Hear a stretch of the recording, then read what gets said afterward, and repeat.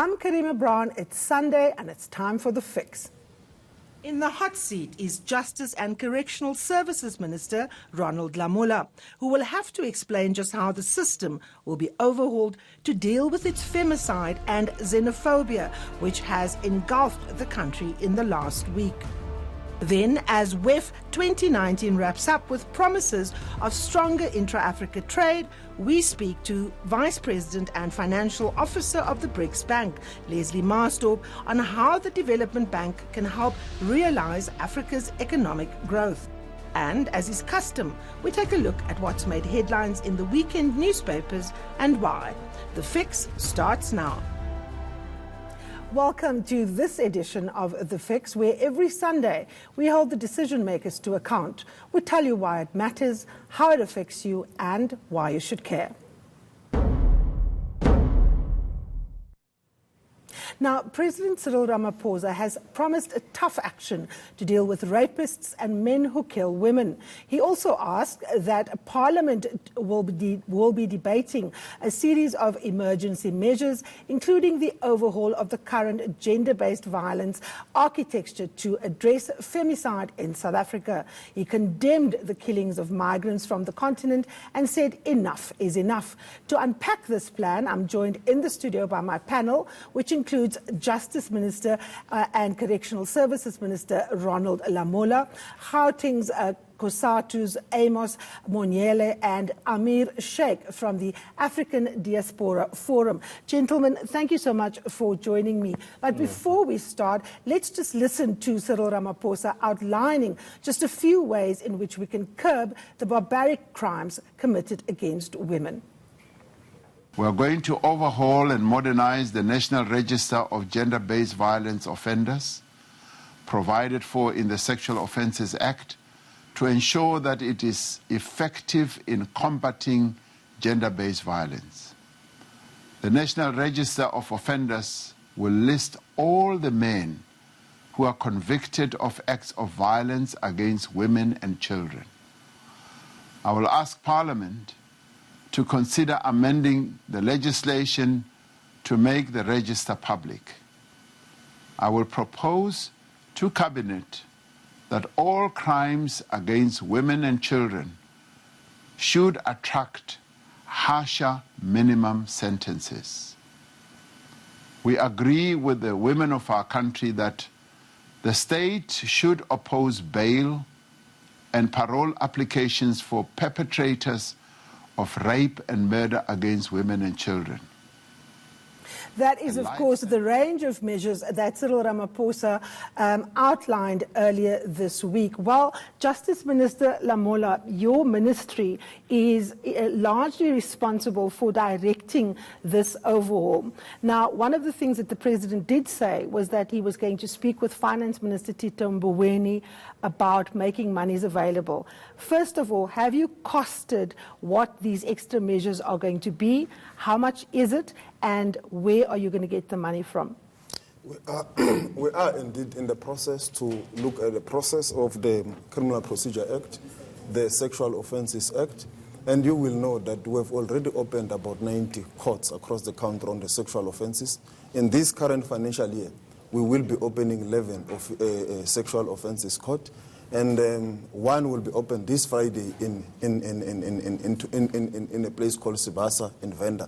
So already there are plans, it's budgeted for, so that the courts reflect the victim-centric issues that the women are raising and people of our country are raising. They must be friendly.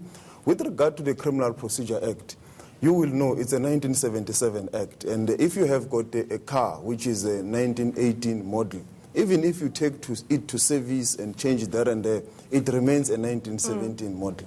So that's why we need to modernize the Criminal Procedure Act so that it reflects the ethos of our democracy. And that is a process we've already started. Now, Minister, the problem with the government's plans are that they remain plans. What I want you to answer me on is where are you going to get the money from? How much is it going to cost you? When you addressed Parliament earlier this year, you spoke about the budget constraints that you had. For example, you were looking at possible foreign donors for the NPA alone. So if you had to go to look at foreign donors for money, where is this money going to come from for the series of measures that we are talking about? I think you will remember when he speaks about the budget in particular, it's for the Women's Ministry, which is struggling for it to coordinate, for it to fund certain projects. But with regard to ourselves, we already have the budget for the modernization project of the criminal procedure. How much is it? Of the How much do you offenses. Have? Unfortunately, I don't have it with me here. But Minister, I must say I'm really disappointed that you don't have the figures. When I interviewed your deputy, Mr. John Jeffrey, he also didn't have figures. They say that that which cannot be costed cannot be measured. No, if you don't have the figures, how am I going to hold you accountable? We can check the figures for you through the DGs. Anyway, they are going to announce this week, so it will be set. So from our side, we do have, with regard to the modernization of the criminal procedure and also the sexual offences as spoken by the President. Okay. I think the people who will need help is the Women's Minister, and I think that is what is speaking on. Okay. Now let's get back to the emergency measures that the President has spoken about. We've seen in France, after the 100th femicide incident, they've now gone to emergency measures, right? Tell me, from your side, which emergency measures will you be tabling as the Justice and Correctional Services Minister that will deal with femicide?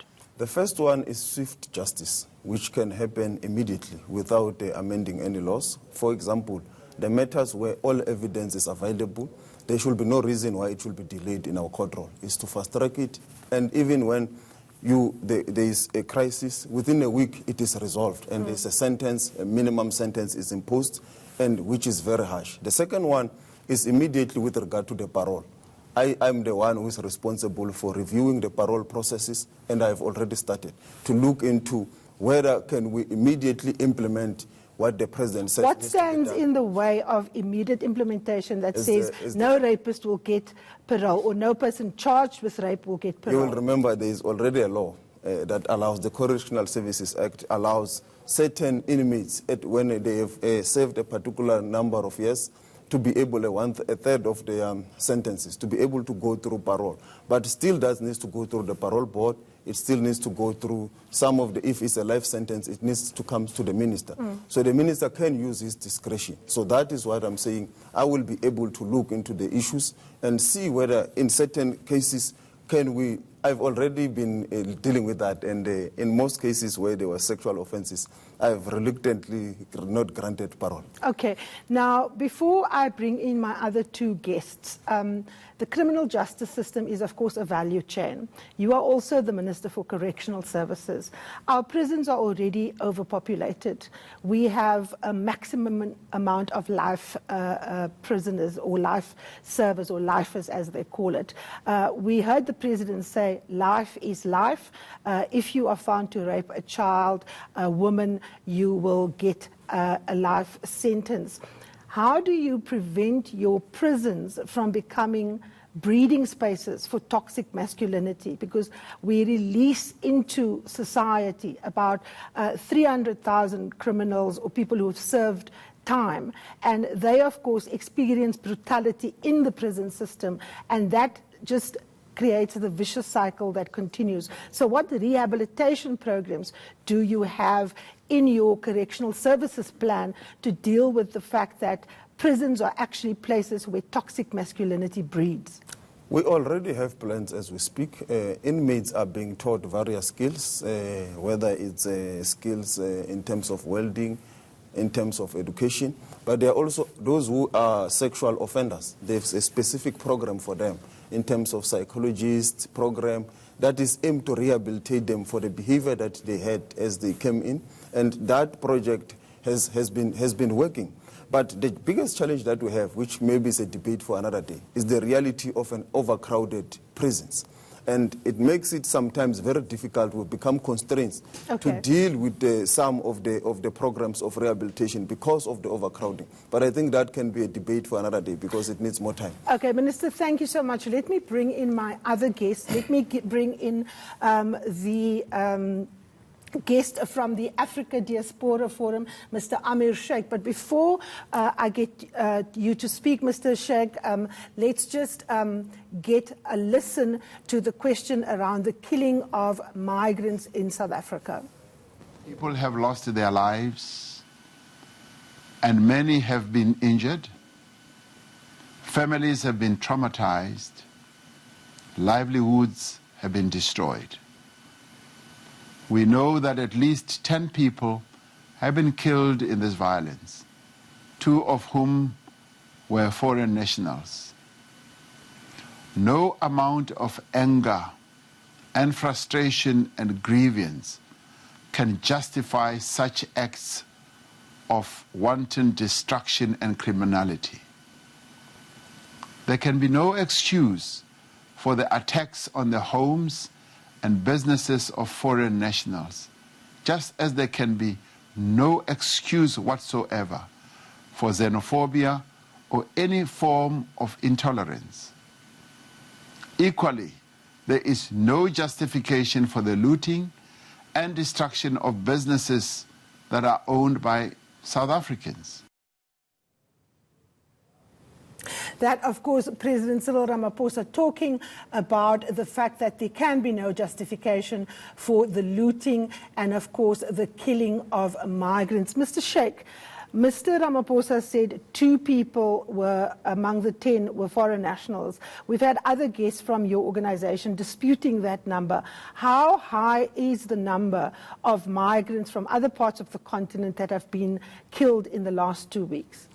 Thank you very much, Sister Karima, for giving us the opportunity. I really don't know who is giving our president the statistics. Yesterday alone, we were in Katlehong, where over 1,400 migrants were uprooted from the community that they were living. And one of the sad incidents was that there are about 6 killings in that area alone, there are 6 killings in that area that has not actually been brought. And one of the saddest incidents was a Zimbabwean national who was burnt actually, into ashes. But very sad is he left a baby who is only 6 weeks old. That coming to the migrant in general, it's very sad.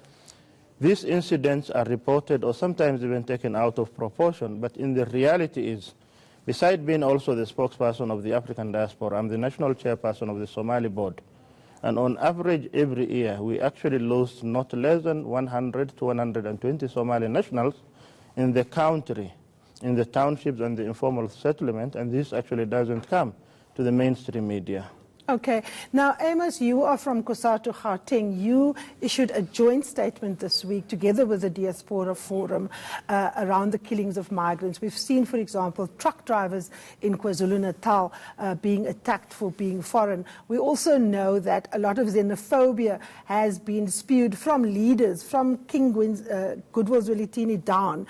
How do you, as a worker organization, speak to this issue, given the fact that it is poor workers, migrants internally and from other parts of the country that are fighting for jobs that are just not available? Thank you for inviting us, and good morning to yourself and your viewers. And I think when we have this discussion, we must have a frank discussion as to where the problems are. Because I think we are not dealing with the cause, we're dealing with the symptom. The cause of all of these things is economic exclusion of our people, and the manner in which government has failed. In fact, not only the South African government, governments in Africa have failed. Leadership in Africa have failed. We just don't have leadership at the current moment. So that's where the problems are starting. When you see people and migrants and South Africans fighting for just a mere job, a job that can be created in another country. So all the problems of Africa has been relegated to South Africa by leadership of South Africa. Unfortunately, even in our country, there's no leadership. So you can't wait for a period of 3 days and speak after 3 days when the people have already killed themselves on the basis of the things that we are not doing. So in terms of the situation with the trucks, you've got big business, capital.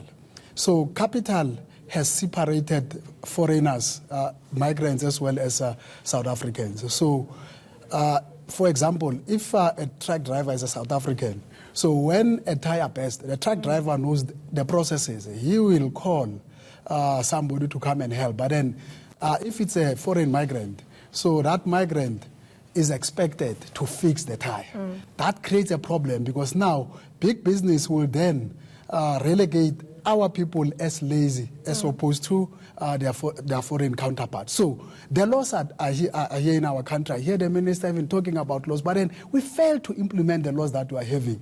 Is that not poor leadership? Exactly. I think you've hit the nail on the head, Amos, around the question of poor leadership. But I want to, before I come back to the minister, because he serves in the cabinet and he's one of our leaders that are present here, before I come to him, I want to ask you this, though. In the week, the CIC of the Economic Freedom Fighters spoke out against the killings. But he spoke about if there's a development in, let's say, Polokwane, the jobs there must go to people from Polokwane. Now, we know in South Africa, we have internal migration. We have mine workers from the Eastern Cape that goes to work in the Northwest, for example. If we have that kind of an approach, does it not feed into othering people who are not the same as you, whether they are from a different province in South Africa or from a different country on the continent?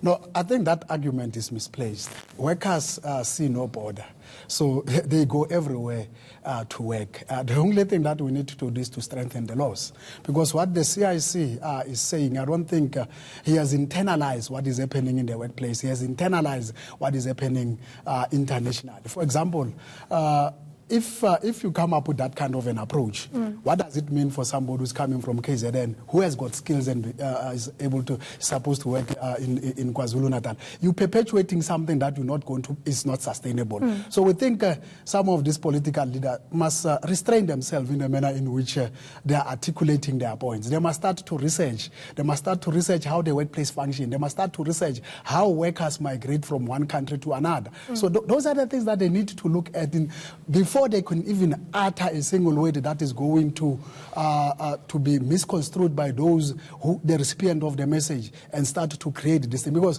what he said, it means somebody who's coming from KZN cannot work in Limpopo. It's dangerous. Yes. So we think those are the words the community that we must condemn. Now, it's not just the EFF leader that uses this language. We have Herman Mashaba, who does the same.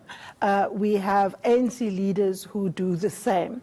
How important, Minister, is language, especially given the context of the point that Amos raises, that this is a failure of African political and business leadership across the continent to develop the continent? It is said that some of the fastest growing economies in the world is on the African continent. So why is it that Africans are killing other Africans? Because there's not enough jobs. No, obviously language has to be used in a proper way, which does not promote any form of xenophobic or hatred towards foreign nationals. Because for us, we look at it, crime is a crime. It must be dealt with. It doesn't matter where does it come from.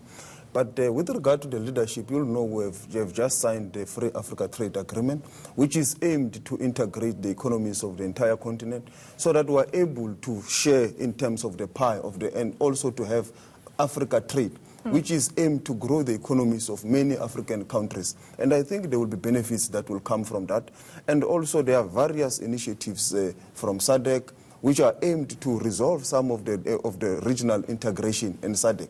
Various protocols, and I think when properly implemented, we can be able to achieve a certain level of economic growth. Now, what I want to ask you, Mr. Sheikh, is what is the experience of migrants when they go to the police? Because studies have found that the police as a sector, in terms of femicide, they are the ones that are killing their intimate partners. We have a South African boxing champion that is no more a female boxing champion because she was shot by her police husband, which she had a restraining order against. We know that migrants are often targeted as criminals. Often when South Africans have the police come to their homes, if they've suffered home invasions and so on, the police will tell you, no, this is the work of the Nigerians, this is the work of the Zimbabweans. What has your experience been when you needed the help of the police? Okay, the police are doing much their work, but very unfortunate part is that not actually the migrants that we represent are getting the assistance needed from actually the law enforcement officers. There are incidents where we even reported imminent attacks on migrants, but very unfortunately, they have actually, they couldn't actually act on the matter. We have incidents where police actually were also implicated in crimes against actually the migrants when it comes to looting. We had incidents where the police themselves, and I think this will be the last raid that the Premier, our police actually minister went, where 10 police were actually arrested, reselling back actually the counterfeit goods and hence creating a rift between us. We have incidents where police are using actually racial slur against our members and telling them their presence is not actually needed. And all of this raid in Johannesburg CBD for the past 15 years was actually the cause of actually the law enforcement not doing their work. In 2011, we were forced to even go to court and actually get a High Court interdict, a matter that was presided over by a renowned South African lawyer, Acting Judge George Bezos. And the ruling or the outcome was very clear: police not to intimidate, interfere, and harass member of migrant extract within the jurisdiction of the court. Amos, we've got very little time left. From COSATU's perspective, right, you understand the plight of your fellow workers in Zimbabwe, in Lesotho, in Malawi. We know what is going on in the continent. Our elites are getting richer. They're talking about intra-Africa trade, free goods and services. People are not able to move freely. What is the message from COSATU to not just the South African leadership, but to the leadership of the continent, given that we've just had the World Economic Forum on Africa, where everybody's talking about growth and economies developing, but we don't see that getting to the average African? No, our message to this poor leadership that we are having and the rhetoric that we've had for quite some time, that, you know, they will come up with policies, they will talk without implementation. All what we want to see is that all the policies, all the interventions that they are coming up with, they must be implemented. The elite, the corrupt elite, the corrupt governing elite must begin to make sure that the growth of Africa and the resources of Africa are shared among the people of Africa, in order to make sure that in each and every country there are jobs that are created in that particular space. In that particular manner, we'll be able to manage the contradictions and the challenges that we are facing as the continent. And until such time that we've got serious leadership that cares for their people, so we'll see catastrophe in South Africa, we'll see catastrophe in the entire African continent, the continent that is so rich in everything, in minerals, but then we've got these stupid leaders. So who are sleepwalking on a daily basis, who are talking on a daily basis without implementing. Talking about corrupt leaders that steal from the people, we've heard the president say that Robert Mugabe was a freedom fighter, he was a Pan-Africanist, he fought for the liberation of his own people. But at the moment in Zimbabwe, after 35 years in power, there are more Zimbabweans outside the country than inside the country. Why are we still reifying these leaders who've actually become despots and actually prey on their own people? Why have we become so revisionist, Minister, when we talk about these African leaders? And we all say in our cultures we don't disrespect the dead and so on. But the truth of the matter is, as the person from COSATU is saying, is that the African leadership has failed its people. Obviously, there have been resolutions of the African Union, SADC, with regard to Zimbabwe. And resolutions, no action. The country have to be guided by those resolutions, and I think the president takes a cue from that. And I think Mr. Mugabe played this role. And what about him ruining his economy of his country? What about him making sure that opposition leaders are in jail, are beaten, are threatened? And what about the fact that the professional class in Zimbabwe sits outside of Zimbabwe and not inside Zimbabwe? Why are you not reflecting on that? We do reflect, and that's why you'll remember the South African government is currently helping Zimbabwe with regard to the high level of inflation. It's helping them with regard to the economic challenges. And the Minister of Finance has spoken many times about the situation in Zimbabwe. All of us know that there's an economic crisis, and we have to help as a country, because if we don't, anyway, they will come to our side. And it's not only Zimbabwe, it happens in the entire, even in Lesotho. We are intervening, we are helping to enable some kind of social stability and some kind of economic activities that will help those countries. Okay, Minister, I have to wrap, but I have to ask you one more question. I know you're not the Minister of Police, but the Minister of Police keeps on talking about the fact that it's difficult for a woman who's been abused or raped to speak to a man when she goes to the police station. And so they're putting females there. But isn't that just exempting men from actually learning different behavior?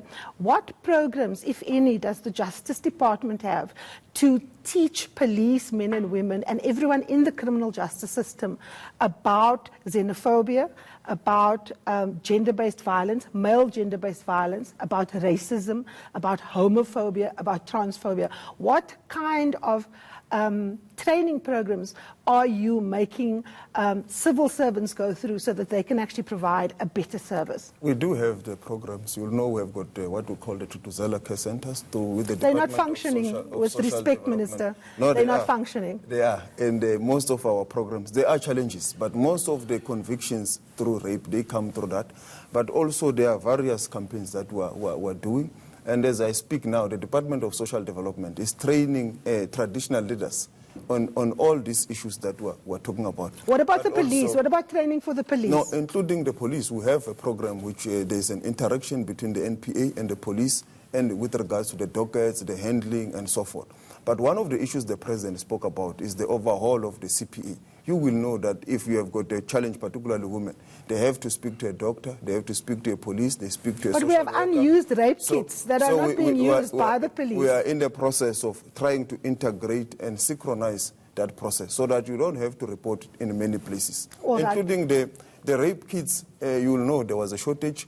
The police have committed that before the end of October, all the shortages will have been resolved. Minister Lamola, thank you so very much. Mr. Sheikh, thank you very much. Kusatu, thank you very much for coming. I'm going to have you back here to talk about progress on this plan. And of course, when we come back, we will be speaking to the WEF Africa program that has just closed, and we'll be talking about the fact that the BRICS or Development Bank is going to play a substantial role in getting Africa's economy to be growing. Don't go anywhere.